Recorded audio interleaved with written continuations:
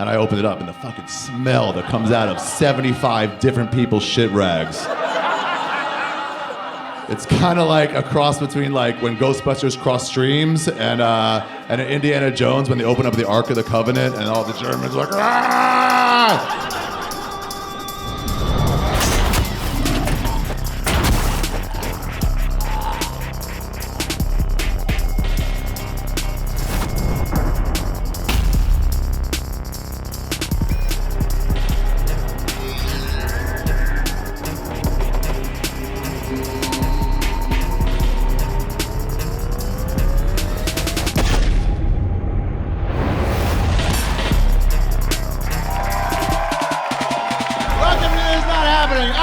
Ari Shaffir. Tonight, all the stories are about disasters. Please welcome this next comic, the host of the Punch Drunk Sports Podcast, Mr. Ari Shaffir, everybody. Okay, this is a quick story about how I understood the lyrics to a song for the first time. Last year, I went to China. They told me two things. I went for comedy, so they told me two things before I went. They gave me two rules. First rule, they said no bringing drugs in of any kind, because they said it's punishable by death. Yeah, and I was like, fuck. How much weed can I bring? And they were like, Ari, none. And I was like, counter offer, some. And they were like, don't do it. I'm like, I'll bring pot cookies to the plane. You can't stop me. And I did. And then when we landed in Shanghai, I had like 2 pot cookies left over. So I just downed them and had a great first 8 hours in Shanghai. It was wonderful. Here's what they don't tell you. It's not punishable by death. To traffic drugs is punishable by death. But if they just catch you with them there, it's very illegal. It's still very illegal. They'll kick you out of the country. That's what they'll do. But I thought about it, and it turns out that I don't live in China. So let's do it. So fun. 3 weeks in China for comedy. Every once in a while, comedy really pays off. All you gotta do is live in poverty for 9 years. And then you get your free trip to China. The cool thing is, since it's so illegal, marijuana and all drugs there, especially weed. Once you do find weed there, and I did find weed, because I'm a pothead, and that's what potheads do. We find weed. When you do find weed, the cops in China do not know what marijuana smells like. Yeah, they're just not around. So this comedian in Beijing showed me. He goes, dude, you can smoke pot right in front of them. He blew pot smoke right at a cop. I'm like, are you out of your mind? And he goes, he just thinks they're smoking tobacco for poor people. He's never smelled that smell before. The only way they can catch you, literally the only way they can catch you is if you learn the Mandarin words for officer, we're smoking marijuana. And my advice is just don't learn those words. They're not gonna help you. The other rule they gave me is they said no making fun of the Chinese government, no making any jokes about the Chinese government. And I was like, I don't have any jokes about the Chinese government. Fucking get over yourself, Chinese government. Nobody's talking about you. I've done comedy in Los Angeles, New York, London, and Toronto, and I've never heard a single comedian do any jokes about the Chinese government. Because it's way too self-absorbed. Here was the cool thing about China. Well, everything. Here was the terrible thing and about all of Asia. It's the toilet situation. Yeah, so you know the seats that go up and down for men and women, like that seat? So they don't have that seat. And then they don't have the whole toilet. They don't have any of it. They don't have toilets. They don't believe in it or something. They just got holes in the ground. It's like a regular bathroom floor with tiles and everything. And then where the toilet should be is just this hole. And you're supposed to go over it like a college basketball coach. And you're just supposed to squat. You're just supposed to squat and shit into this hole. And they don't tell you at all. They don't tell you about any of it. They just expect you to know. So, and by the way, in the hotels and stuff, they have regular toilets. It's just in the rural parts. So I was having a good time. I went to the Great Wall of China. I went to visit the Imperial Palace. That was cool. Nope, wait. That's Star Wars. Imperial Palace. Yeah, that's for sure Star Wars. Yeah. What is that? The Forbidden City. That's what it is. It's where the Emperor lived. And so I went there and I was walking around having a good time, and I got this important phone call from my friend Diarrhea, and that's when I really started to hate China because of this toilet situation. I run to the bathroom. I'm just sprint to find the bathroom. I burst open the door. I'm telling you right now, when you open up a stall door and there's no toilet in there, your mind can't even wrap its head around what's happening. It's like some sort of optical illusion. You know, it's like, which line is longer? Like, I don't know, top one? You're like, no, same size. And you're like, bullshit, measure again. Regular bathroom floor, tiles, and then just fucking hole. It looks like a union guy was coming to install a toilet, and then it was like, oh, lunchtime, and then he just fucking left. And they forgot to get back to it. I burst open the door, and I was like, what? Oh, this one must be under repair. Because there's no toilet. That's the one thing you look for in a toilet. It's the toilet. That's 95% of the experience, is the actual toilet. And I went to the next one. I was like, this one, are they all under repair? Am I just missing the sign? And then I remember, like, oh, they told me about these fucking shit squat toilets. That's what you're supposed to do. And I realized, right then, I was like, you know what? I'm not doing this. I was born an American, and I'll die an American. And Americans sit down when we shit. That's our thing. When they say USA #1, they're talking about #2. We're #1 in #2. And I was like, I'm gone. So I left. I walked out, and I got like 2 steps away, and then diarrhea was like, of course you're doing it. And I was like, oh yeah, diarrhea, I forgot about you. It gives you a break sometimes, diarrhea, you know? Diarrhea and the hiccups, where you think they're gone for a minute, but then they ain't gone. We're like, I gotta shit so bad. What? No? No, maybe I'm okay. No, my shit so bad. So I go back into this stall, I close the door.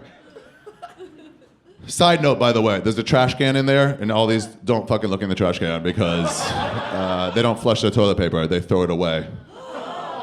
Yeah, and so they had this trash can. You know the little office trash cans that like spin, the top spins? You know, where it goes like, and you can like hit it down, and it like, I always try to hit it just enough so it pops back up, and like go, like it's like a ride at Six Flags where, you know? And I open it up, and the fucking smell that comes out of 75 different people's shit rags. It's kind of like a cross between like when Ghostbusters cross streams and Indiana Jones when they open up the Ark of the Covenant and all the Germans are like, ah! That's the smell that comes out of this thing. So I go into this fucking stall, and I close the door, and I'm looking at this hole. Here's my first question. How far do you take your pants down? I've done it, and I don't know what the answer is. I have no idea. My first thought was like, take them down to your ankles, because that's how I normally do it, but then you can't do that, because here's the deal. I went down, I took them down to my ankles, and then I like lined it up.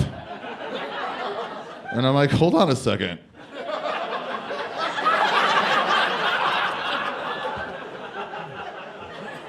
Like, my asshole is directly above my pants. How am I not gonna shit into my pants? Unless a heavy gust of wind comes by, I'm for sure gonna shit into my pants.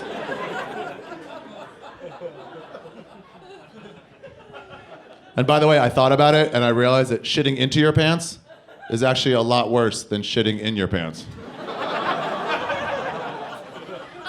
You'd think they'd be the same thing, right? They're not the same thing. Shitting into your pants is a holocaust compared to shitting in your pants.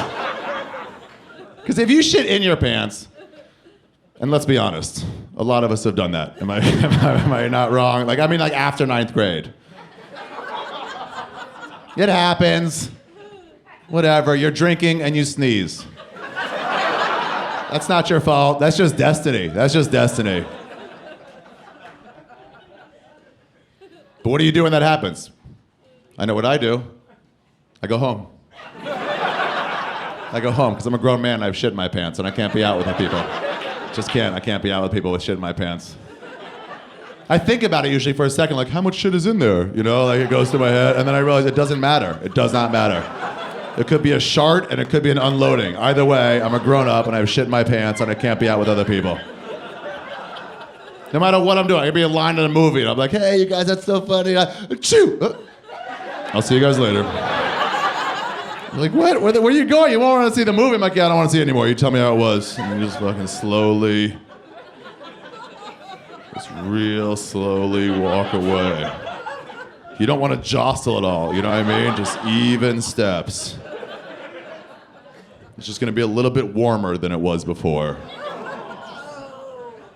Yeah, that's if you shit in your pants. But if you shit into your pants, well then you gotta not have those pants on. And then you gotta work up the courage. The suicide-like courage to put the dirty diaper back on yourself. And you know it's gonna squoosh in there like you're making a mold for a retainer.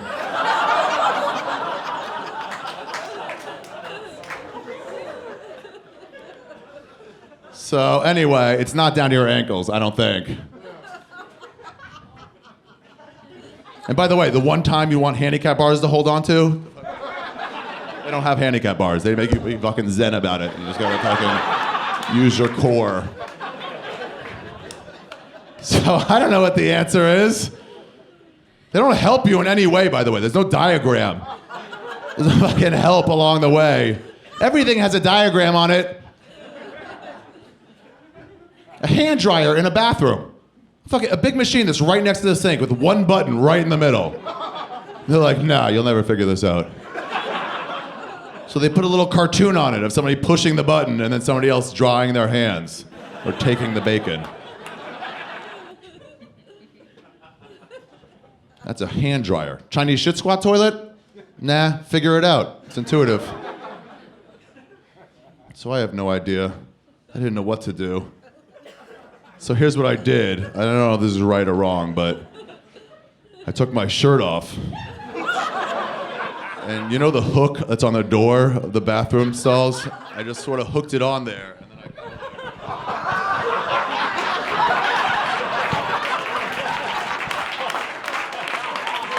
then I lowered myself. I just gotta do it that way. It feels like a shit right now. Yeah, I don't know if that's the right answer or not, but that's what I did. It seemed to work. I mean, I shit that way, so I felt good, too. When I did it, I was like, fuck yeah, live like a real Chinese person. And I finished, and it feels great. When you shit like this, by the way, it clears you out from the neck all the way down. It's like you're a new man. Have you ever done it? It feels wonderful. I do it now when I get home. I'll stand on my toilet seat, and then I'll fucking squat over. Just for old time's sake, like a POW's got to sleep underneath the bed once in a while.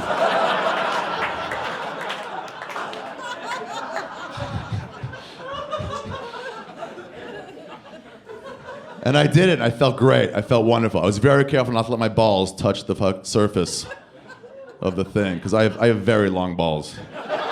And they'll occasionally touch the water level of a toilet. And if there's one place I want my balls to never touch, it's the inside of a Chinese shit squat toilet.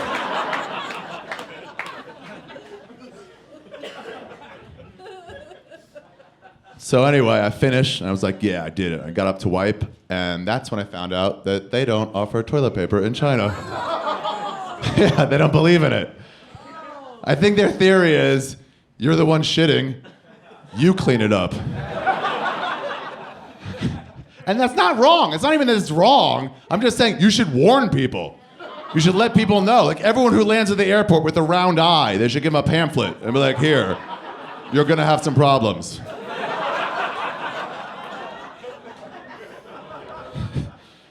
Just figure it out.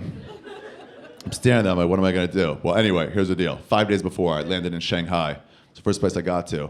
Got there in the morning. I got to a club, the first place I performed, this bar, and the bar owner was like, oh, you just got here today? And I was like, yeah. And he goes, oh. And he gave me this packet of tissue paper. You know those little travel Kleenex packs? Yeah. And he gave me one of those, and he goes, here, you'll need this. It was like Gandalf had come up to me or something, you know?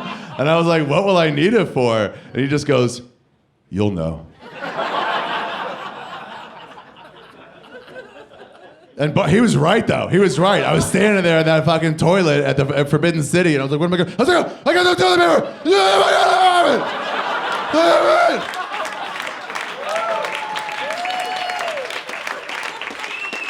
I was so excited. Here's the problem, though. They don't give you unlimited tissue paper in one of those things. They give you 6. They give you 6 pieces of tissue paper. With 6, you can't be an American anymore. You can't be like, 4 at a time. I love to waste. Most resources in the world. USA, USA. Not with 6. With 6, you got a budget. You got to make everyone count. You got to start like way from the bottom. And go all the way up to about here. Fold. Go back, start from the bottom. Now we're here. And I kept doing that. Start from the bottom, now here, start from the bottom, now here. And that's when I realized what that Drake song was all about.